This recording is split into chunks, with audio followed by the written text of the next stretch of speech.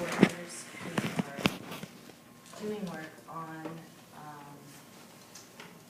not necessarily the reactor itself, but parts around the reactor that, or in the reactor core that might contain radioactive material or contamination. So, I'm going to refer to my phone for some notes.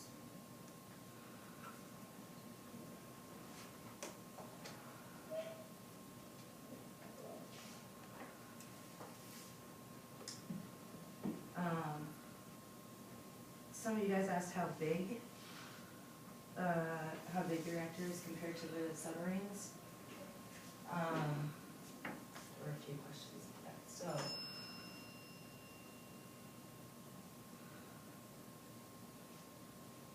basically,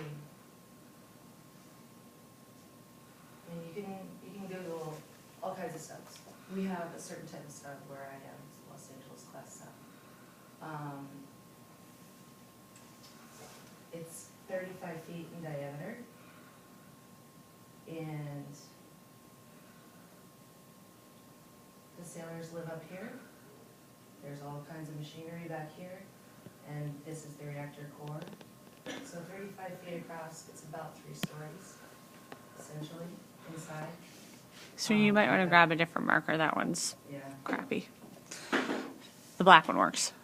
We've got, the bilge, and then essentially three stories. Living space. And then the reactor's just sort of in here, and essentially, I mean, I can't be too specific. There's a lot of stuff. When I was reading through the questions that you guys said, there's a lot of stuff I'm not allowed to say, and then there's a bunch of stuff I don't know too. So another one of the questions was about uranium pellets, or the fuel. How much water does there need to be? That's one of those ones I don't know. And even if I don't know.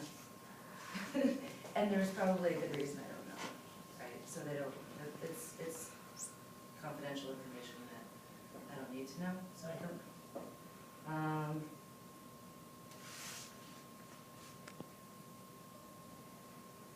Precautions to take to prevent reactor from blowing up. I'll address that in a few minutes. If the uranium is contained in pellets, how are they broken up to create pressure? Not quite sure what that question meant, but it's, let's see.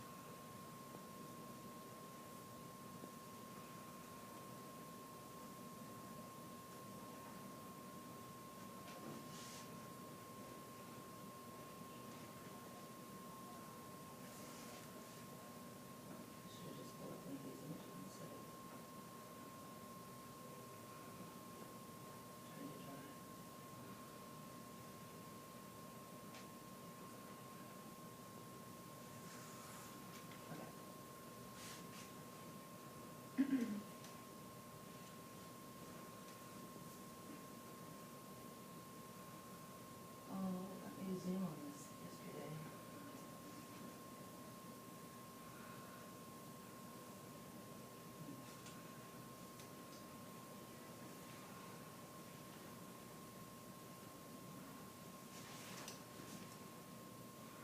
It's not very big. So I don't do work with the reactor itself, with uranium and things like that. So to speak. Can everybody see this image fairly well? Okay.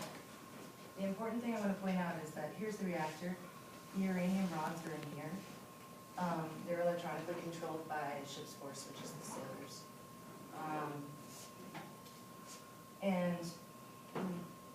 don't have anything to do with that at all. This, like periwinkle blue type color, is the reactor itself and the water that's contained in the system that helps cool it, okay? So water gets heated up inside and it goes through a steam generator, which that's really hard to see, and I apologize. But I don't want to waste too much time trying to pull up a better image. So it runs through the steam generator, and then it comes back. It's self-cooling, uses seawater to cool. And then it stays within the reactor's loop, okay?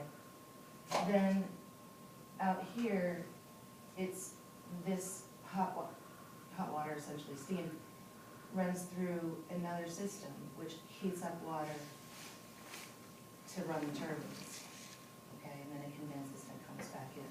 So this is a dry steam that's coming through here. And so when we talk about radioactive material, we're talking about metal corrodes, right? So as water is circulating through the system, you'll get some corroded metal in the water. That's the stuff that can be activated, right? Or radioactive. And so it will collect in these pipes and in the bottom of this. So it's actually just essentially, not rust, but essentially one way to think of it is radioactive rust floating around in the system. But it's only in this system. It's not in this system, okay? So any components that are connected to this system, which are lots of valves and pumps and pipes and things, those are the things that people are doing work on and may be exposed to radioactive material, okay? The radioactive material that we encounter is generally cobalt-60, which makes it really easy to detect it because I don't know how much you guys talked about analytical equipment. No, not too much. Not too much? Not too much. Although if you talk about it, I can give a summary later. Okay. So we have some analytical equipment that will show very, very specific specs that say this is cobalt-60, or this is zinc. This is. We have analytical equipment that will tell us what isotopes we're encountering. We're encountering radioactivity. And so it's very easy to, and well, okay. So then I have to jump out of what we actually do. How long does your class last? 38. Okay. So, you guys know that you're all exposed to radiation on a daily basis, right? The average person. Oh. Is that it? Yeah, sorry. Yeah.